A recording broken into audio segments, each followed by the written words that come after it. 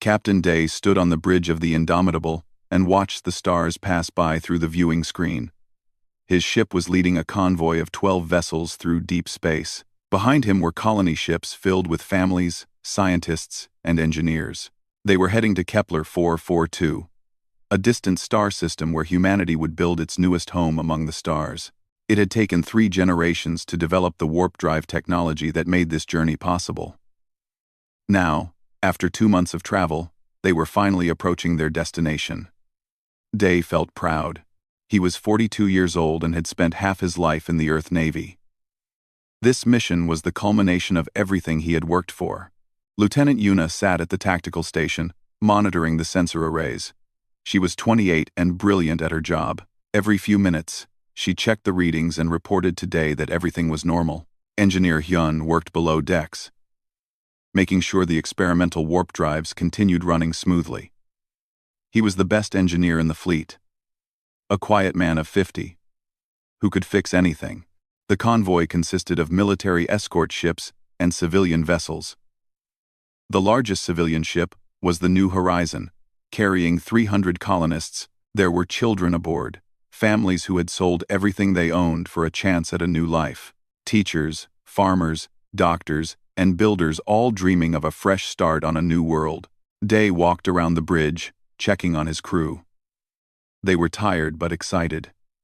In 3 more days, they would reach Kepler 442. They would scan the planets, find the best location for the colony, and begin the work of building a new human civilization light years from Earth. Then everything changed. Yuna's console erupted with warning signals. Her hands flew across the controls as she tried to make sense of what she was seeing. "Captain, I have multiple contacts appearing on sensors. They just materialized out of nowhere. 12 ships, very large, surrounding our convoy." Day felt his stomach tighten. "Battle stations. Send a message to the convoy. Everyone, hold position." The alien ships were massive, each one 3 times the size of the Indomitable. They had sleek, elegant designs that seemed more like works of art than military vessels. They glowed with soft blue light and moved with impossible grace. The human ships looked crude and primitive by comparison. A message arrived on the communication channel. It was in perfect English, though the voice sounded strange and artificial. "Human vessels, you will stop and prepare to receive our delegation. We are the Valorian Collective. You are entering our territory." Day glanced at Yuna, who shook her head. The star charts showed no claims on this region of space. As far as Earth knew, this area was unexplored and unclaimed. But Day was a practical man. He knew that humanity was new to deep space and probably didn't know everything. "This is Captain Day of the Earth Navy ship Indomitable. We did not know this territory was claimed. We are willing to discuss this situation peacefully." The alien ships moved closer, boxing in the human convoy. Day's hands gripped the armrests of his command chair. His ship had weapons, but they were designed for defense against asteroids and pirates, not for fighting advanced alien warships. A transport pod detached from the largest alien vessel and approached the Indomitable. Day ordered his crew to allow it to dock. 10 minutes later, he stood in the docking bay with a security team, watching as the alien delegation emerged. They were tall and graceful, with skin that shimmered like pearl. They wore elaborate robes and carried themselves with absolute confidence. The leader stepped forward and spoke through a small device that translated its words into English. "I am ambassador of the Valorian Collective. You humans are newcomers to this region. You know nothing of the order that governs this part of the galaxy. For 3,000 years, the Collective has maintained peace and civilization across 12 species and 40 star systems." Day listened carefully. The ambassador continued speaking, its tone growing more demanding. "You will acknowledge Valorian authority. You will pay tribute for safe passage through our territory. You will accept our guidance as you learn your place in galactic society.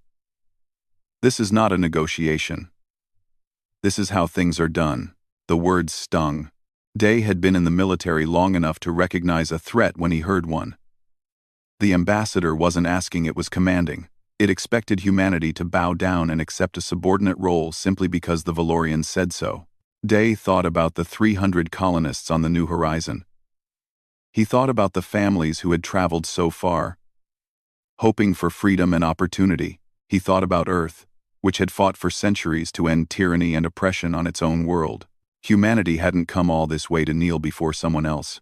With respect, Ambassador, humanity doesn't accept demands. We are willing to negotiate, to establish diplomatic relations, to discuss territorial boundaries, but we will not pay tribute, and we will not submit to anyone's authority except our own. The ambassador's expression changed. It looked shocked, then angry. You refuse? You insignificant creatures dare to refuse? Your species has barely left its own star system. You have no power here. You will obey, or you will suffer the consequences. Day kept his voice calm and professional. We will not obey. If you wish to discuss this like civilized beings, we can do that. If you wish to threaten us, you should know that humanity responds poorly to threats. The ambassador made a gesture that might have been contempt or disgust. You have 1 hour to reconsider. If you do not submit, we will demonstrate why the Valorian collective is not to be challenged. The alien delegation returned to their transport pod and departed. Day immediately returned to the bridge and opened a channel to all ships in the convoy. This is Captain Day. We have a situation. The aliens are demanding our submission. I have refused. I want all military vessels to prepare for possible combat. All civilian ships should begin charging their warp drives for emergency jump. Yuna looked worried. Captain, we can't fight those ships. Their technology is far beyond ours. Day nodded. I know. But we also can't surrender. Send a message back to Earth Command. Tell them everything that has happened. Tell them humanity has made first contact, and it's not going well. The hour passed slowly. Day watched the countdown timer and hoped the aliens were bluffing. Maybe they would see that humans were serious and back down. Maybe they could still find a peaceful solution. The timer reached 0. One of the alien ships moved forward and targeted the New Horizon, the civilian vessel carrying 300 colonists. Day shouted orders to his crew, but it was too late. A beam of brilliant white energy lanced out from the Valorian ship and struck the New Horizon. The colony ship exploded. 300 people, men, women, and children, died in an instant. Families, dreams, and futures were erased in a flash of light. The bridge of the Indomitable fell silent. Day stared at the empty space where the New Horizon had been. His hands trembled with rage and grief. The ambassador's voice came over the communication channel again. That was a demonstration. Submit now, or more will die. We await your answer. Day closed the channel without responding. He looked at Yuna and saw tears running down her face. He looked at his crew and saw shock and horror. Then, he saw something else. He saw anger. Get us out of here, Day said quietly. All ships. Emergency warp jump. Return to Sol system immediately. As the surviving human ships vanished into warp space, Day made himself a promise. The Valorians had wanted recognition. They had wanted humanity to acknowledge their superiority. Instead, they had just started a war. And humanity, Day knew, was very, very good at war. The news reached Earth 3 days later. Every television screen, every computer monitor, and every mobile device showed the same images. The recording from the Indomitable's sensors showed the New Horizon exploding. 300 lives snuffed out in a moment. The alien ambassador's cold words demanding submission played over and over again. Admiral Kang sat in the command center of Earth's United Defense Headquarters, deep beneath the Swiss mountains. He was 65 years old, a veteran of the Mars Independence War and the asteroid belt conflicts. He had seen combat before, but this was different. This was humanity's first war with an alien species. Around the conference table sat Earth's military and political leaders. Commander Mira stood near the display screens, her jaw clenched tight. Her younger sister had been on the New Horizon, traveling with her husband and 2 children to start a new life. Now they were gone. Mira's hands shook as she controlled the display, showing the tactical data that Captain Day had transmitted before fleeing the system. The Valorian Collective, Kang said, reading from the report. 12 species, 40 star systems, 3,000 years of history. They claim superiority over this entire region of space. They expect us to pay tribute and accept their rule. A politician spoke up. Perhaps we should negotiate. We're outmatched. They destroyed one of our ships without effort. Maybe we can find a diplomatic solution. Mira spun around, her eyes blazing. They murdered 300 people. Civilians. Children. They didn't negotiate. They didn't warn. They just killed, and then they demanded we bow down and thank them for the lesson. Kang raised his hand for silence. Commander Mira is right.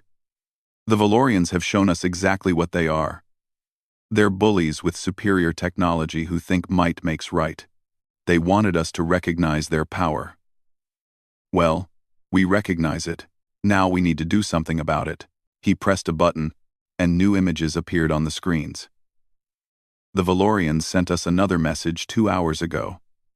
They're giving us 1 week to send representatives to their capital world to formally submit. They want us to acknowledge their authority over all human space exploration. They want annual tribute payments. They want the right to approve or deny any human colony. They want us to become their subjects. And if we refuse, someone asked, then they'll come here, Kang said simply. They'll come to Earth, and they'll make us submit by force. The room fell silent. Everyone understood what that meant. The Valorians had technology far beyond Earth's. If they attacked Earth itself, millions could die. Kang stood up and walked to the display. I'm going to tell you all something that most of you don't know. For the last 15 years, we've been developing weapons that we hoped we would never need to use. Weapons so terrible that we banned them by international treaty before they were even built. We created these designs during the AI wars, but we locked them away because we feared what they could do. Amar, he nodded to Dr. Nari, who stood near the back of the room. She was a small woman in her 50s, with gray hair and sharp eyes. She had been the lead physicist on humanity's most classified weapons programs. Dr. Nari stepped forward and activated her own presentation. Antimatter warheads, she said. Relativistic kinetic kill vehicles. Autonomous hunter-killer drones. Biological weapons designed to target computer systems. Nanomachine swarms. We designed all of these and then locked them away because we were afraid of what would happen if humans used them on each other. She paused, looking around the room. But the Valorians aren't human, and they've just given us a very good reason to unlock these weapons. Over the next hour, Dr. Nari explained each weapon system. The antimatter warheads could destroy entire fleets. The kinetic kill vehicles were simple missiles, accelerated to 30% of light speed. Nothing could stop them because they hit with the force of nuclear weapons. The drones could hunt enemy ships through hyperspace. The computer viruses could infect and destroy alien systems. The nanomachines could dissolve enemy hull materials. Kang watched the faces around the table change from fear to grim determination. We have 1 week, he said. We're going to use every minute of it. I'm ordering full military mobilization. Every shipyard will work around the clock. Every factory will switch to war production. Every volunteer will be trained and equipped. And Dr. Nari's team will build every weapon they can. Commander Mira spoke up. What about our response to the Valorians? What do we tell them? Kang smiled, and it wasn't a pleasant expression. We tell them no. We tell them that humanity bows to no one. We tell them to come and try to make us submit if they think they can. That's suicide, someone protested. We're not ready for this war. We'll never be ready, Kang replied. But we'll be more ready in 1 week than we are today. And more ready in 2 weeks than in 1. The Valorians think we're primitive and weak. Let them think that. Let them underestimate us. It will be the last mistake they make. The meeting ended, and people rushed off to their assignments. Mira remained behind with Kang. Admiral, I want command of a strike force. I want to be on the front lines. Kang studied her carefully. This is about your sister. Yes, Mira admitted. "This is about my sister and her family. But it's also about everyone on Earth. The Valorians think they can murder us, and we'll just accept it. They think we'll beg for mercy. I want to show them what happens when you threaten humanity." Kang nodded. "You'll have your command. But Mira, this won't bring your sister back." "I know," she said quietly. "But it might save someone else's sister. Someone else's children." Across Earth, the mobilization began. News broadcasts showed endless footage of the New Horizons' destruction. Public anger grew. People who had never thought about the military suddenly volunteered. Factories that made cars and computers switched to making missiles and armor. Scientists who had been researching medicine and agriculture now worked on weapons. At the Mars shipyards, Captain Day and his surviving crew worked alongside the engineers. The Indomitable was being retrofitted with new weapons. Engineer Hyun designed modifications to make the warp drives faster and more efficient. Lieutenant Yuna helped install the new sensor systems and targeting computers. Day barely slept. Every time he closed his eyes, he saw the New Horizon exploding. He heard the screams over the communication channels in that last moment before the ship died. He remembered the families he had spoken with just hours before the attack, parents telling their children about the new home they would build, kids excited about seeing alien worlds. The Valorians had taken all of that away. They had killed innocent people to make a point. They wanted to be feared and respected. Instead, they had awakened something that had been sleeping inside humanity, the old instincts from Earth's violent past, when survival meant being willing to do terrible things to those who threatened you. On the sixth day, the Valorians sent another message. It was a video of their ambassador standing in a grand hall. "Humans," the ambassador said, "your time is running out. We have been generous in giving you this much time to consider. Send your representatives to submit, or we will come and teach you the price of defiance. You cannot win. You cannot even fight. You are insects compared to the collective. Accept this reality." Admiral Kang recorded Earth's response. He sat in his uniform, with the flags of all Earth nations behind him. His face was calm, but his eyes were hard.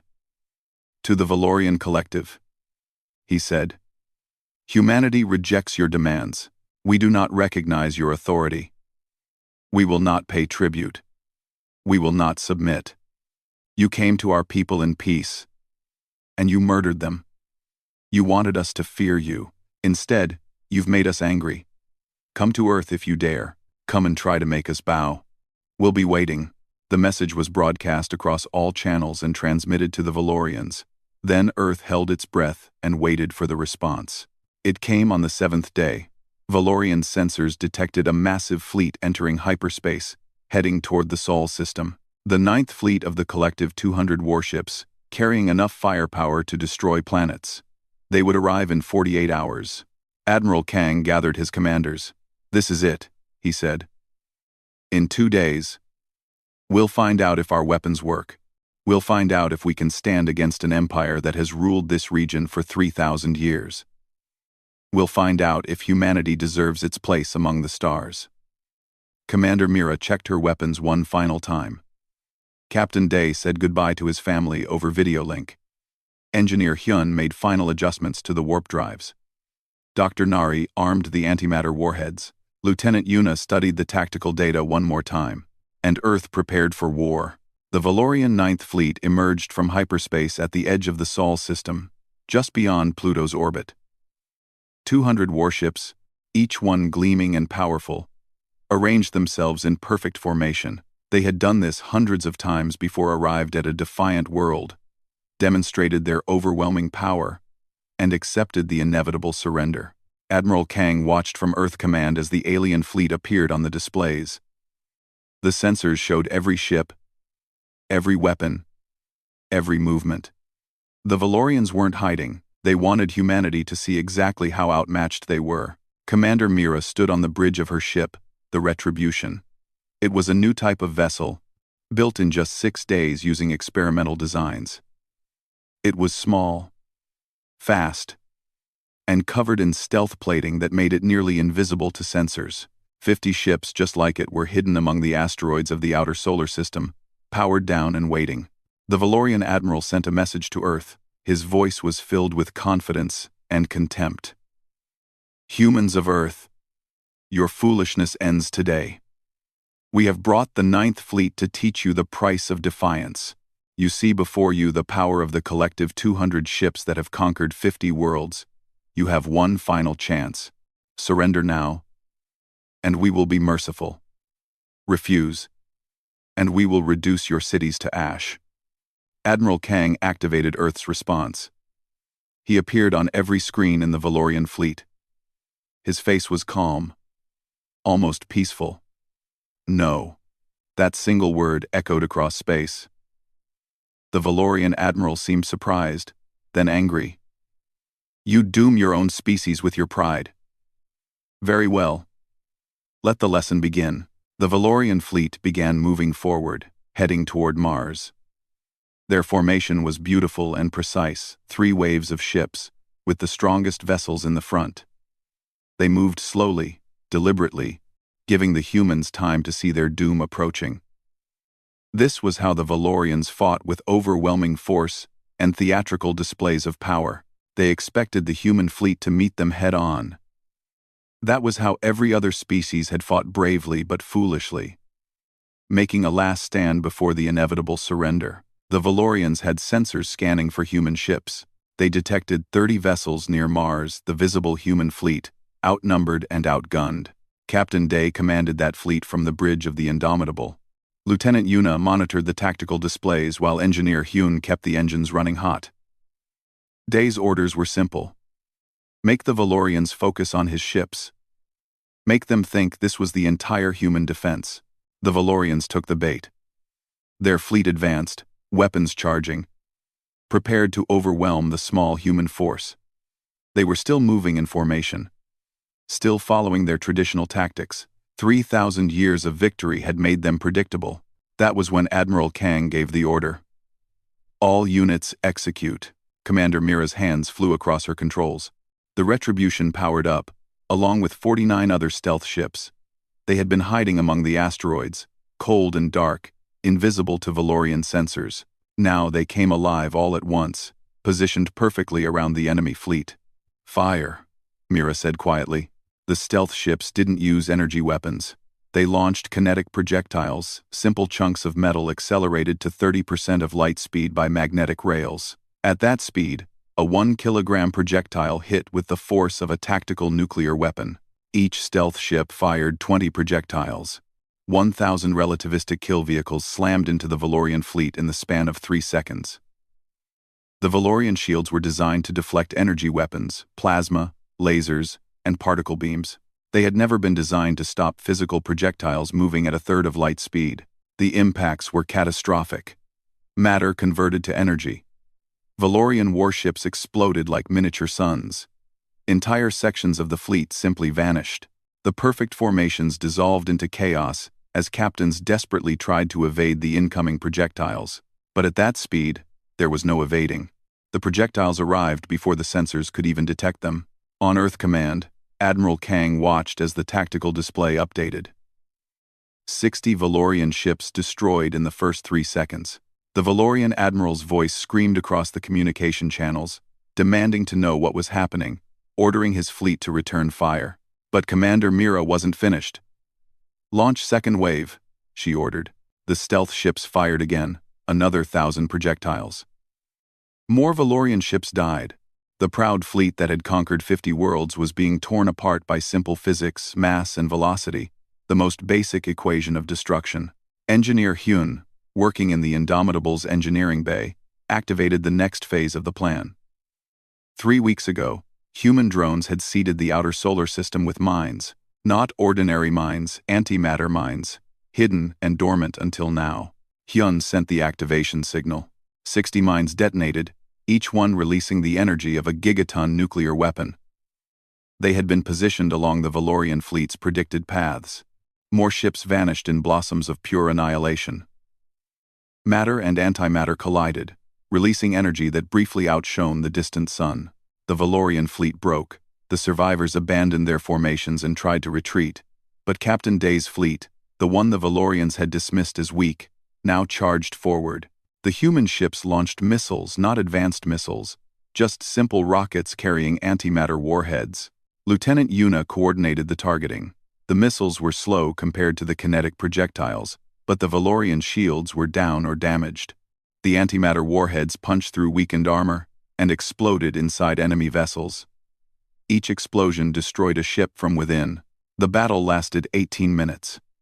When it was over, 183 Valorian ships had been destroyed. 17 ships remained, damaged and fleeing. They jumped to hyperspace in a panic, abandoning their dead and running for their lives. The human fleet had lost 3 ships, 3 against 183. Commander Mira sat in her command chair, breathing hard. Around her, the crew was silent. They had just done something impossible. They had defeated an Empire's fleet. The stealth ship's screens showed the debris field, thousands of pieces of destroyed Valorian vessels drifting in space, along with the bodies of the crews who had been so confident in their superiority. Captain Day opened a channel to all human ships. Check for survivors. Medical teams prepare to receive wounded.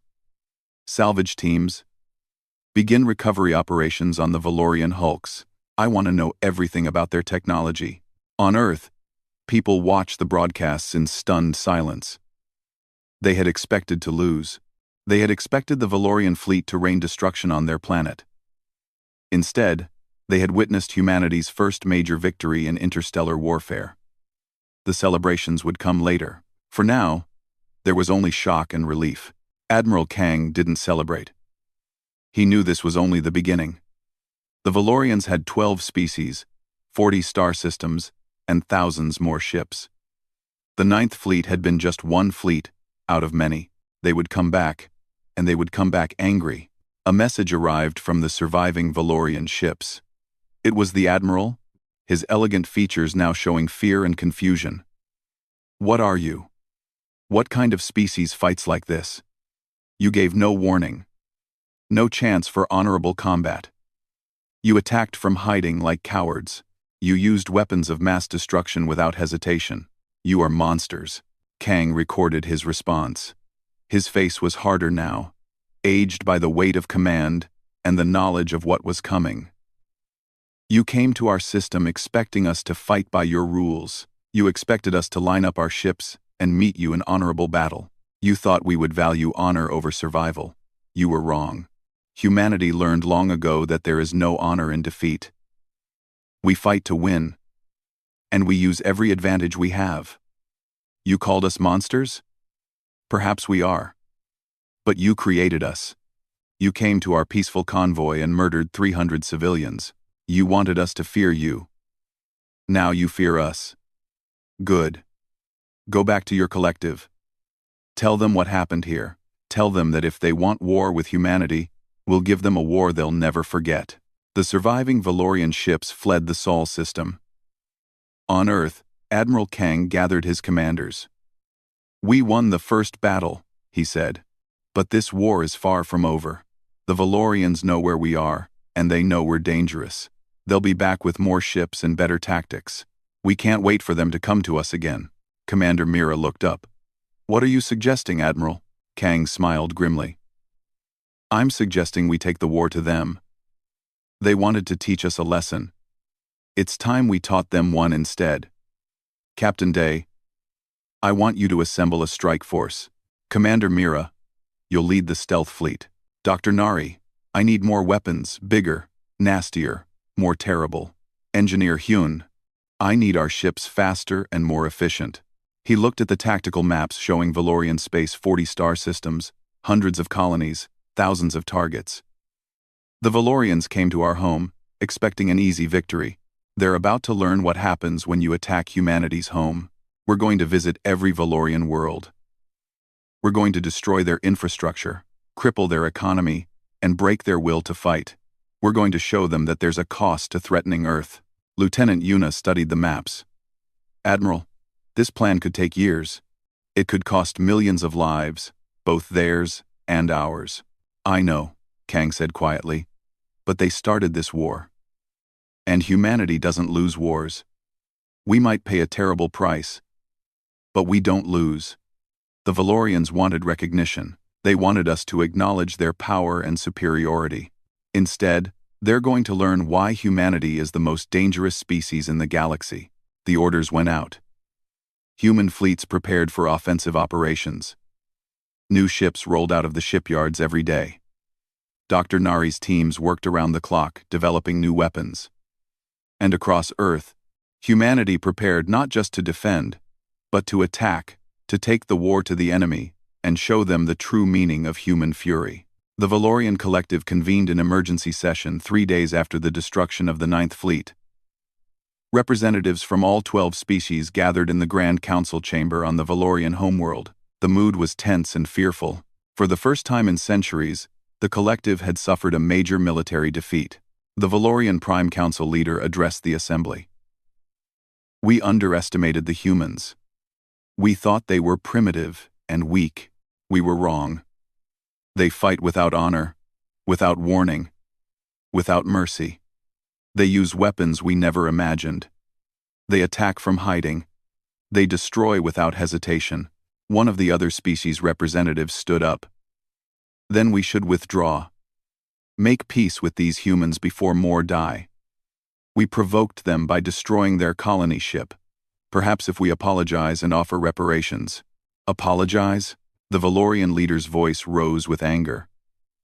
Apologize to inferior beings? If we do that, every species in the galaxy will see it as weakness. The Collective's authority depends on our strength. If we back down from these humans, our empire will crumble. Others will challenge us. No, we must crush the humans completely. Show everyone what happens to those who defy us. The debate continued for hours. Some species wanted peace. Others wanted war. Finally, they reached a decision. The Collective would mobilize its full military strength, 6,000 warships from all 12 species. They would assemble the largest fleet in the Collective's history and use it to destroy humanity once and for all. But assembling that fleet would take time. Months to gather ships from across 40 star systems. Months to coordinate between different species with different technologies and tactics. The Collective began the mobilization, confident that the humans would wait in their home system, defending their planet. They were wrong. 2 weeks after the Battle of Sol, Captain Day led a strike force of 30 human ships into the Talvar system, a major Valorian colony world. They arrived at night, when the orbital defenses were at minimum staffing. The human ships moved fast, using the new warp drives that engineer Hyun had perfected. The orbital defenses tried to respond, but they were designed to detect and fight traditional fleets. The human ships spread out, moving erratically, making it impossible to predict their movements. They didn't attack the planet itself, they attacked the infrastructure. Orbital factories, space elevators, communications satellites, and fuel depots. Lieutenant Yuna coordinated the targeting from the Indomitable. Hit the shipyard first, then the command station. Leave the civilian habitats alone, we're not here to kill colonists. We're here to destroy their ability to make war. The strike was brutal and efficient. In 40 minutes, the human fleet destroyed 200 years of Valorian construction. The space elevators collapsed, their massive cables falling through the atmosphere like burning snakes. The orbital factories exploded, sending debris raining down on the planet below. The command station went dark, as human computer viruses infected its systems. Captain Day broadcasted a message to the planet's surface. This is the Earth Navy. We did not come here to kill civilians. We came to destroy your military infrastructure. This is what happens when you threaten humanity. This is what happens when you kill our people. Tell your leaders, tell the Collective that this is just the beginning. The human fleet jumped back into hyperspace before Valorian reinforcements could arrive. The strike had been perfect. No human casualties, massive enemy losses, and a clear message sent. Over the next 3 months, human strike forces hit 16 Valorian colony worlds. Commander Mira led the stealth fleet in raids on supply convoys and fuel depots. Human submarines, ships designed to lurk in hyperspace and ambush enemy vessels, began hunting Valorian merchant ships. Trade routes that had been safe for centuries became death traps. Dr. Nari's weapons grew more sophisticated and more terrible. She developed computer viruses specifically designed to attack Valorian systems. When infected, Valorian ships would lose navigation, weapons, and life support. The viruses spread through the collective's networks like a plague, forcing them to shut down their interconnected systems and operate each ship independently. Engineer Hyun designed autonomous drones, small, fast ships with artificial intelligence, and one simple mission: find and destroy any vessel broadcasting Valorian identification signals. Thousands of these drones were released into Valorian space. They couldn't be reasoned with or negotiated with. They just hunted, relentlessly. Day after day, the Valorian economy began to collapse. Trade stopped because merchant ships couldn't travel safely. Colonies went dark because communications satellites were destroyed. Shipyards couldn't operate because human raids destroyed the factories that made parts. The collective's government tried to maintain order, but fear spread through their civilization like a poison. 4 of the 12 species in the collective began questioning whether the war was worth the cost. Representatives met in secret to discuss withdrawing from the alliance. The Valorians, desperate to maintain unity, made promises and threats, but trust was breaking down. Admiral Kang watched the reports flowing in from across Valorian space. His strategy was working. Humanity couldn't match the collective's numbers, but they didn't need to. They just needed to break the collective's will to fight. Every raid, every destroyed shipyard, every burning colony world sent the same message. The cost of fighting humanity was too high. But Kang knew the war wasn't over. The collective was still assembling its grand fleet. 6,000 ships, all heading toward Sol System. If that fleet reached Earth, no amount of clever tactics would save humanity. They needed to prevent the fleet from ever reaching Earth. Commander Mira proposed a desperate plan. We know where they're assembling the fleet, the Nexus Station, the collective's main military base. It's heavily defended, but if we could destroy it or damage it badly enough, we might scatter the fleet before it's fully organized. Captain Day studied the intelligence reports. Nexus Station was enormous. A space station larger than a city, protected by hundreds of defense platforms and thousands of automated weapons. A direct assault would be suicide. What if we don't assault it directly? Engineer Hyun suggested quietly. He brought up schematics of the station. Every large station needs a power source. Nexus Station uses fusion reactors, dozens of them. If we could cause even one to overload, it might trigger a chain reaction. Dr. Nari nodded slowly. We'd need to get close, very close, and we'd need to override their safety systems. It's possible, but it would require a stealth team to infiltrate the station. Lieutenant Yuna volunteered immediately. I'll lead the team. Give me 12 good soldiers and the right equipment, and we'll get inside that station. The mission was approved. Yuna and her team trained for 2 weeks, studying every detail of Valorian technology. They practiced infiltration techniques and memorized the station's layout. Dr. Nari gave them a computer virus designed specifically to override fusion reactor safety protocols. If it worked, the reactor would overload and explode with the force of a small star going supernova. The infiltration team traveled to Nexus Station hidden inside a captured Valorian supply ship. They docked without incident. The Valorians never suspected that humans would be bold enough to infiltrate their main military base. Yuna and her team moved through the station's corridors, dressed in stolen Valorian maintenance uniforms. They encountered guards twice. Both times, Yuna's team used silent weapons to eliminate the guards without raising an alarm. It took 6 hours to reach the reactor control room. The room was protected by security systems, but Dr. Nari had taught them how to bypass Valorian encryption. Yuna uploaded the virus into the control computer and watched as it began corrupting the reactor management systems. Safety protocols shut down one by one. The reactor's temperature began to rise. Alarms started blaring throughout the station. Time to go, Yuna said calmly. Her team ran back to the supply ship.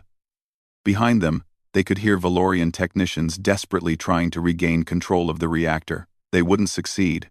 Dr. Nari's virus was too thorough. The supply ship undocked and powered up its engines. Valorian security ships moved to intercept it. But Commander Mira's stealth fleet had been waiting nearby. They emerged from hiding and attacked the security ships, giving the supply ship time to escape. 20 minutes after Yuna uploaded the virus, the reactor exploded. The force of the explosion destroyed a quarter of Nexus Station. Secondary explosions rippled through the structure as other systems failed. Thousands of Valorian military personnel died instantly. The Grand Fleet that had been assembling near the station scattered in panic as debris and radiation spread through the area. The footage of Nexus Station's destruction was broadcast across Valorian space. Commander Mira made sure of that. She wanted every Valorian to see what happened to their most secure military base. She wanted them to understand that nowhere was safe from human retaliation. The psychological impact was devastating.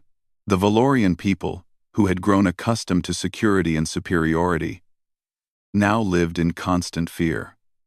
Any ship could be a human submarine waiting to attack.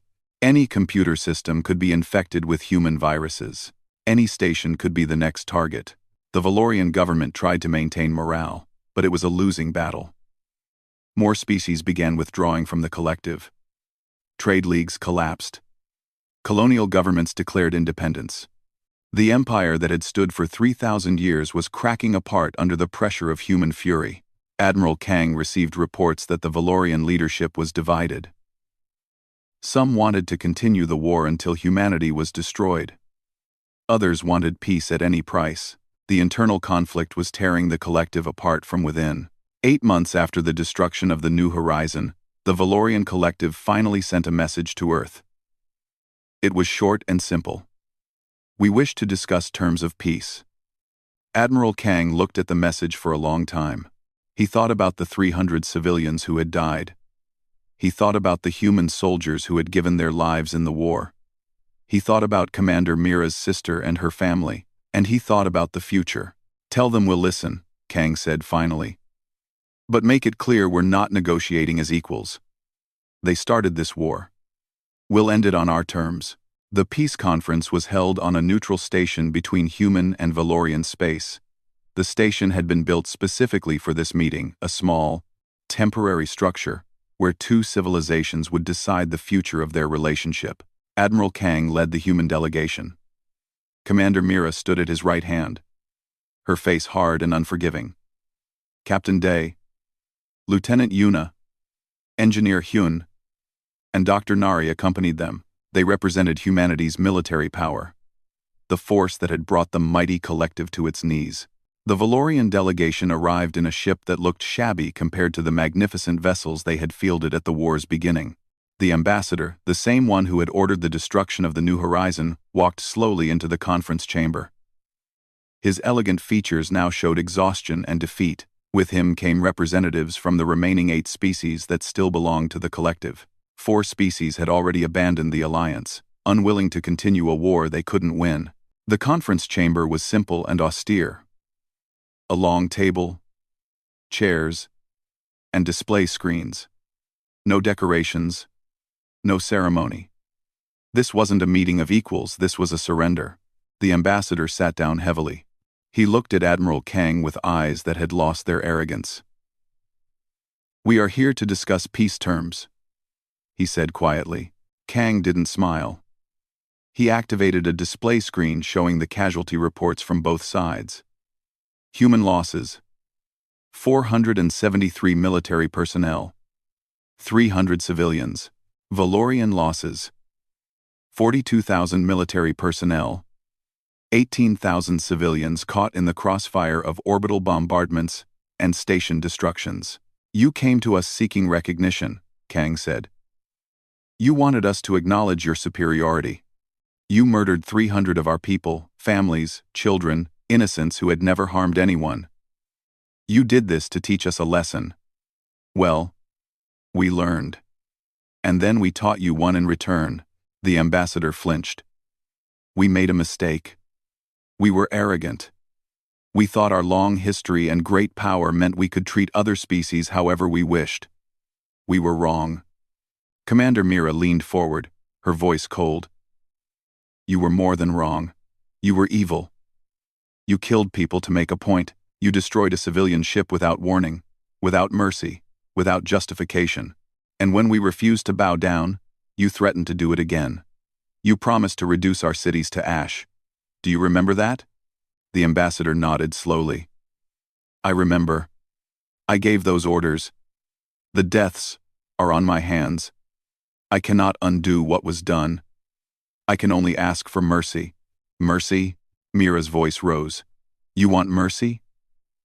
My sister was on that ship. Her husband. Her 2 children. They were going to start a new life on a new world. They died because you wanted to impress us with your power.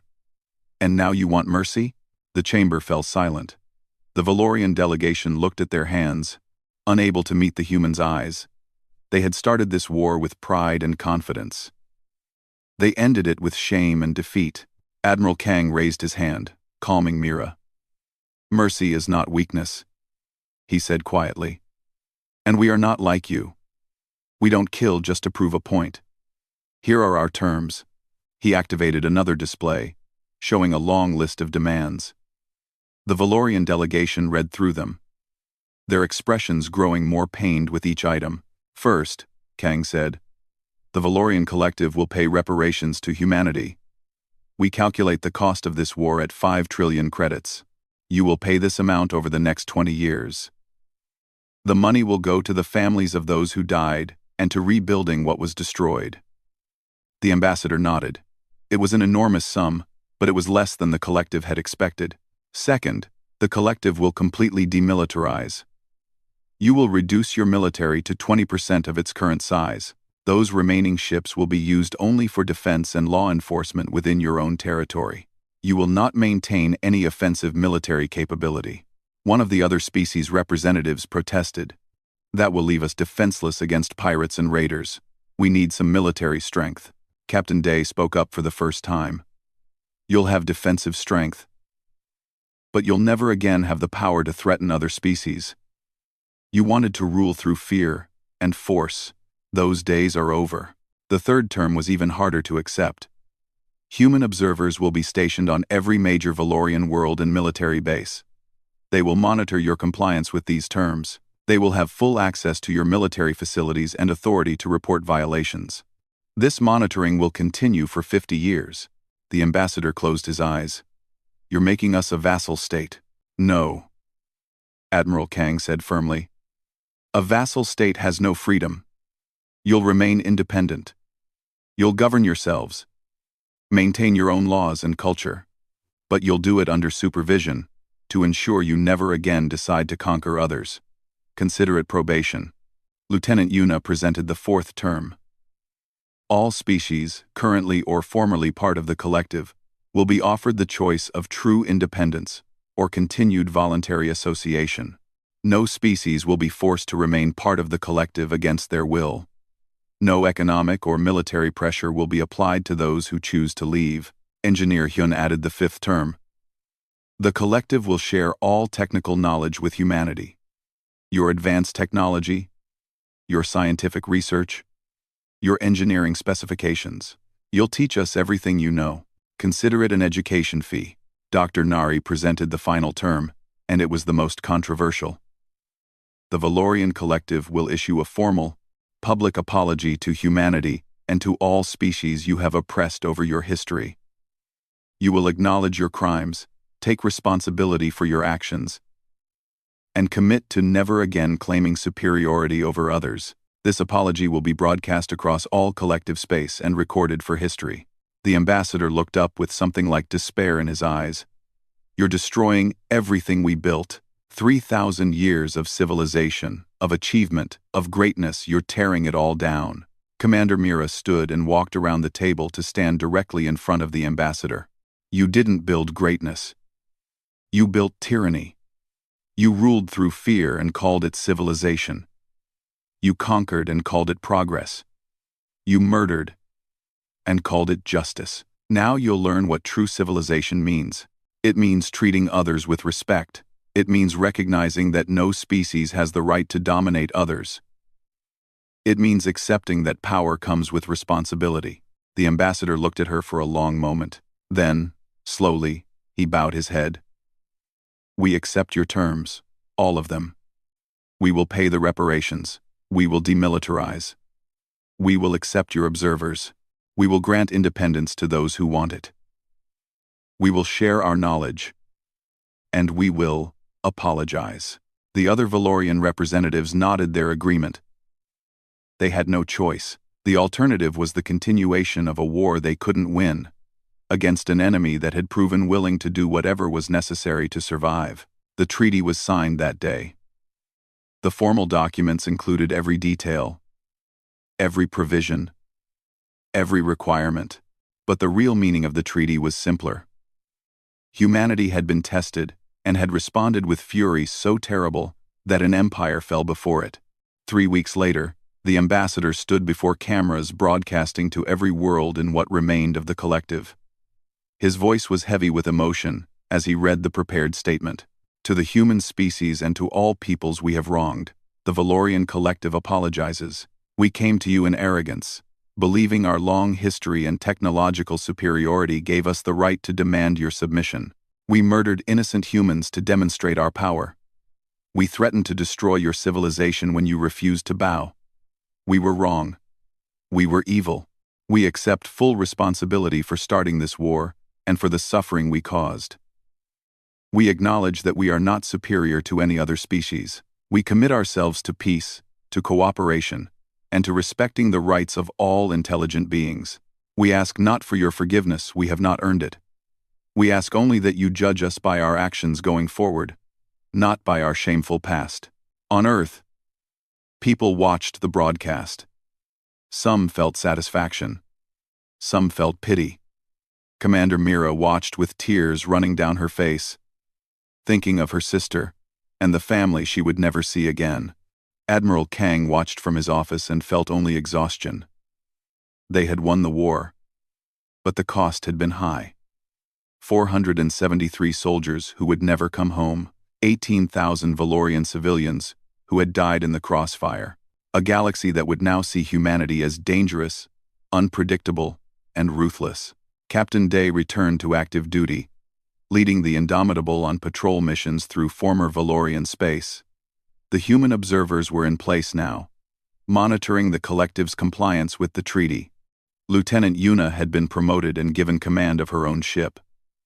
Engineer Hyun continued improving human technology, incorporating Valorian knowledge into Earth's designs. Dr. Nari went back to her laboratory, hoping never to build such terrible weapons again. Commander Mira requested reassignment to the colony fleet. She wanted to help rebuild what had been destroyed, to honor her sister's dream of building new homes among the stars. Admiral Kang approved the request and promoted her to captain. 1 year after the war ended, humanity sent a new colony mission to Kepler 442, the system where it all began. Captain Mira commanded the lead ship. The convoy included 12 vessels, just like the original mission, but this time, they traveled with a military escort and carried weapons capable of defending themselves. As the convoy approached the system, Mira thought about everything that had happened. She thought about the price of peace and the cost of security. She thought about the 300 people who had died and the war that followed. The colony was established successfully. On the anniversary of the original convoy's arrival, a memorial was built. It listed the names of all 300 civilians who had died, especially the crew of the New Horizon. The memorial's inscription was simple. They came in peace. They died in violence. They are not forgotten. Across the galaxy, other species took note of what had happened. The Valorian collective, which had ruled for 3,000 years, had been brought low by a species they had dismissed as primitive. The lesson was clear. Humanity could be peaceful, but they could also be terrible. They didn't seek recognition or respect through force. But if you forced them to fight, they would fight with everything they had. Ships from other civilizations gave human space a wide berth. Some species sent diplomatic missions, seeking friendship and alliance. Others simply stayed away, fearful of provoking humanity's wrath. And a few, the wise ones, learned the real lesson, that kindness should not be mistaken for weakness, that patience should not be confused with helplessness, and that any species willing to cross the vast darkness between stars to build new homes was also willing to cross that same darkness to defend them. The Valorians had sought recognition. They had wanted humanity to acknowledge their superiority, to bow before their power, to accept their place as subjects. Instead, they received something they never expected and never wanted: retributive fury. The fury of a species that had clawed its way up from a harsh world, that had survived countless wars and disasters, that had learned the hard way that survival sometimes requires terrible choices. Humanity didn't ask for the war. They didn't want it. But when it came to their doorstep, when their people were murdered and their futures threatened, they responded with the full measure of their capacity for violence. They showed the galaxy what happens when you mistake humanity's desire for peace as an inability to wage war, and the galaxy remembered.